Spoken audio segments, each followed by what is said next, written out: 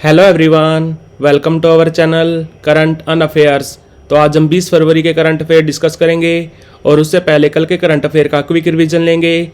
तो कल का पहला क्वेश्चन था, हाल ही में किसे ज्ञानपीठ पुरस्कार भारत में साहित्य के लिए दिया जाने वाला सबसे उच्चतम पुरस्कार है। ये पहली बार दिया गया था 1965 में। इसमें कैश प्राइज दिया जाता है 11 लाख रुपए।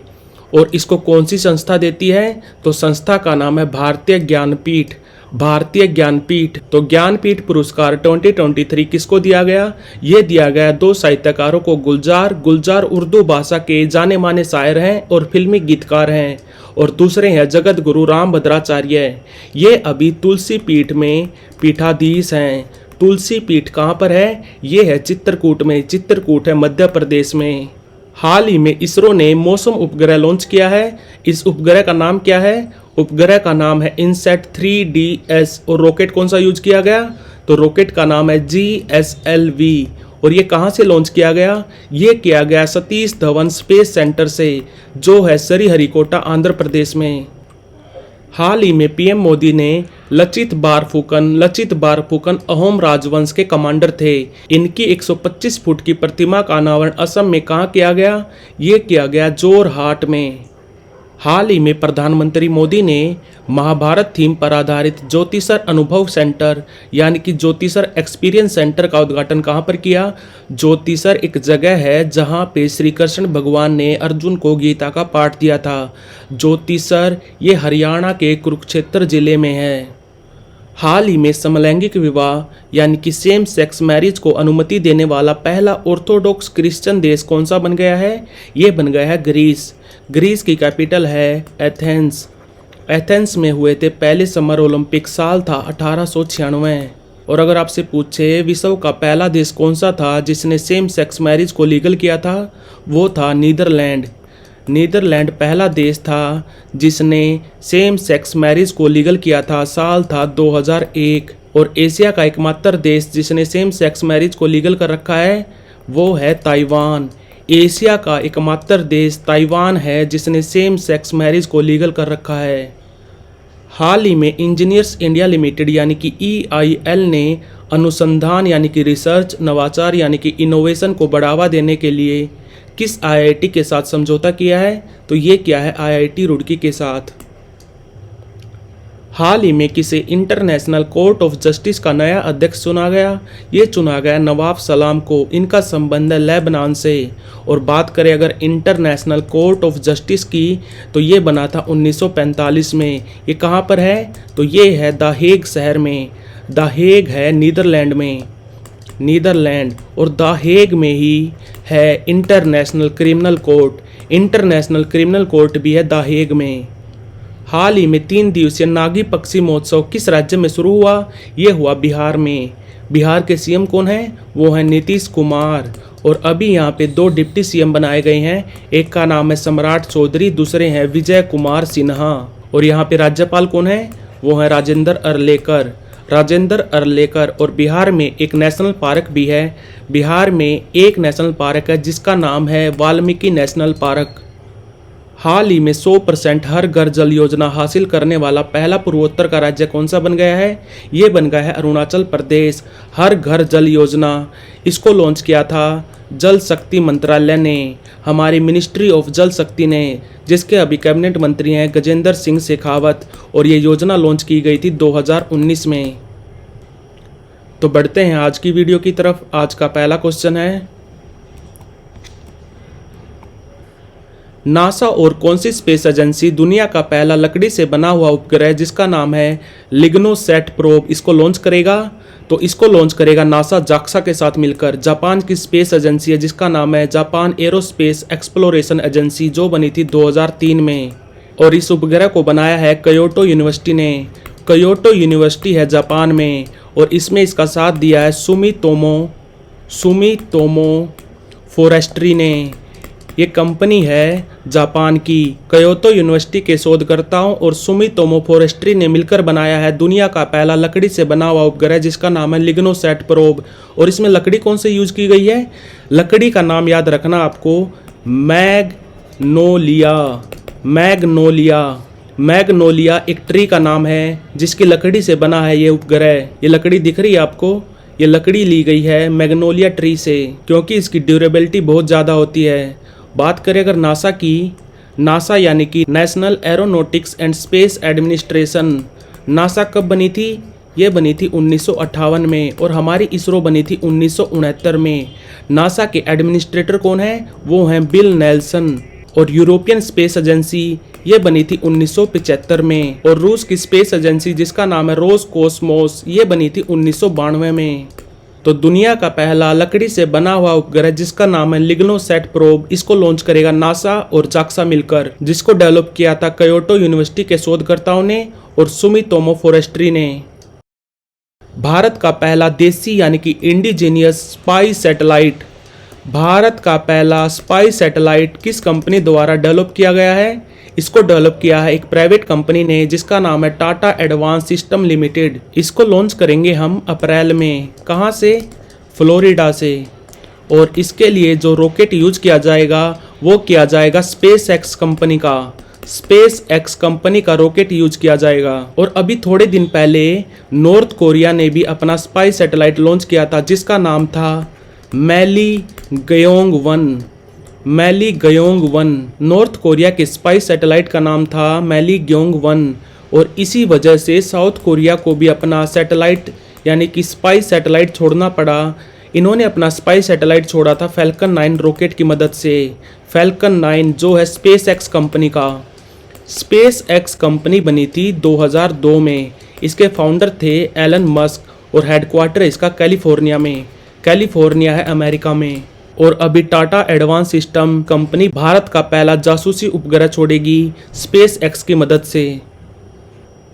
हाल ही में जारी हेनले पासपोर्ट इंडेक्स 2024 में भारत का रैंक क्या रहा? हेनले पासपोर्ट इंडेक्स इसको कौन जारी करता है? इसको एक कंपनी जारी करती है जिसका नाम है Henley and Partners. Henley and Partners ये कंपनी है लंदन की। तो अभी हेनले पासपोर्ट इंडेक्स 2024 आया है, इसमें भारत का रैंक क्या रहा? पहले भारत का रैंक था 84, अभी ये एक रैंक से डाउन हो गया, अभी रैंक हो गया इसका 85। अगर आपके पास भारत का पासपोर्ट है तो आप 62 कंट्रीज़ में वीज़ा फ्री एंट्री कर सकते हैं। और इस इंडेक्स में पहले नंबर पे हैं 6 कंट्री। कौन से? France, Germany, Spain, Singapore, Italy और जापान। और अगर आपके पास इन 6 कंट्री में से किसी का भी पासपोर्ट है तो आप 192 कंट्रीज़ वीज़ा फ्री एंट्री कर सकते हैं। और जो ये कंपनी है हेनले एंड पार्टनर्स, ये डाटा कहाँ से कलेक्ट करती है इंडेक्स बनाने के लिए? ये डाटा कलेक्ट करती है इंटरनेशनल एयर ट्रांसपोर्ट एसोसिएशन से। ये संगठन है, इसका हेडक्वार्टर है मॉन्ट्रियल में। मॉन्ट्रियल है कनाडा में। ये संगठन बना था 1945 में। तो हेनले पासपोर्ट इंडेक्स 2024 में भारत का रैंक क्या रहा? भारत का रैंक रहा 85। हाल ही में खबरों में रहा 1000 साल पुराना त्यौहार जिसका नाम है सोमिन साई फेस्टिवल। सोमिन साई फेस्टिवल किस कंट्री में मनाया जाता था? ये मनाया जाता था जापान में। अभी इसकी ऑफिशियल एंडिंग कर दी है, यानी कि अब जापान के लोग इस त्यौहार को मनाएंगे नहीं। क्यों नहीं मनाएंगे?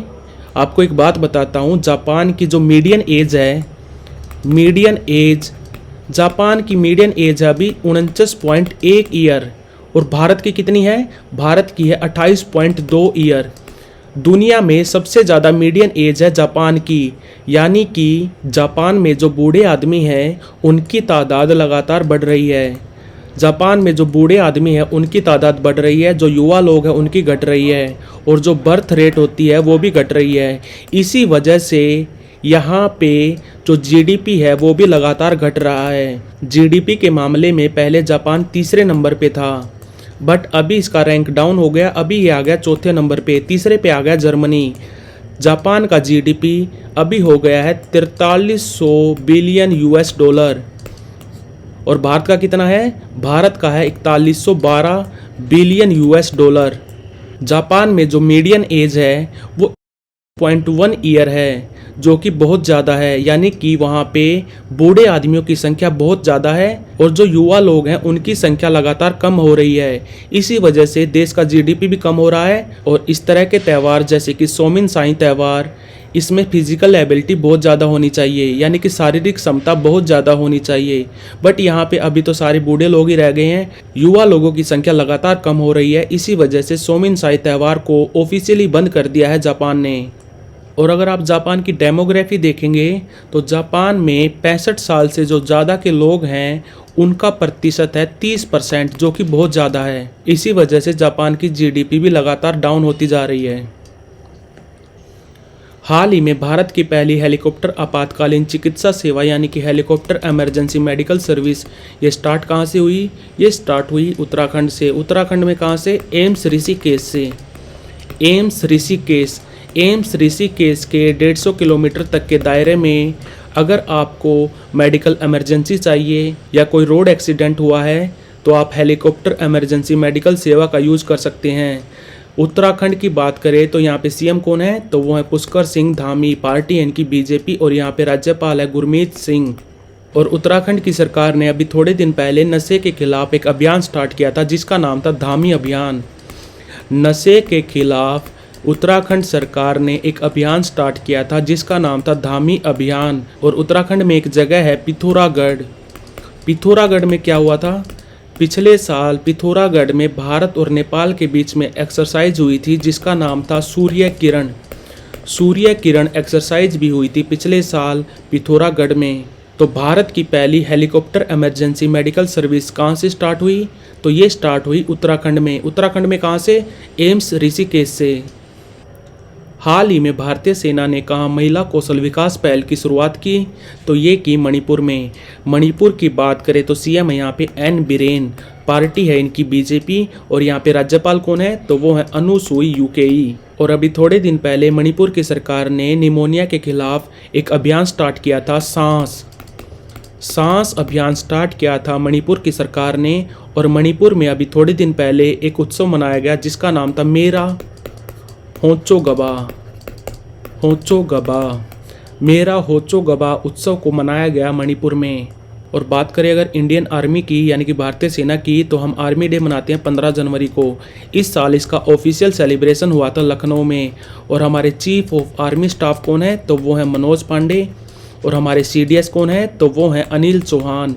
सीडीएस यानी कि चीफ ऑफ डिफेंस स्टाफ, वो हैं अनिल चौहान। तो आंसर है इसका मणिपुर। हाल ही में प्राबोवो सुबिंतो किस दक्षिणी पूर्वी देश के नए राष्ट्रपति बनेंगे? तो ये बनेंगे इंडोनेशिया के। इंडोनेशिया के अभी राष्ट्रपति कौन है? तो वो है जोको विडोडो। और ये इंडोनेशिया कंट्री 17,000 से ज़्यादा आइलैंड से मिलकर बना है। 17,000 से ज़्यादा आइलैंड से मिलकर बना है इंडोनेशिया, जहाँ पे कैपिटल है जकार्ता में हेडक्वार्टर है एशियान का। एशियान यानी कि association of south east Asian nation, जो बना था 1967 में। कहाँ पर? बैंकॉक में बना था ये। थाईलैंड की कैपिटल बैंकॉक में, बट इसका हेडक्वार्टर है जकार्ता में। और एशियान में टोटल मेंबर कंट्री हैं 10। क्या भारत एशियान का हिस्सा है? नहीं, भारत एशियान का हिस्सा नहीं है। तो प्राबोवो सुबिंतो किस कंट्री के नए राष्ट्रपति बनेंगे? तो ये बनेंगे इंडोनेशिया के।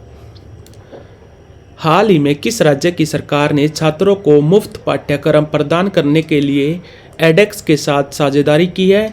तो ये की है आंध्र प्रदेश की सरकार ने।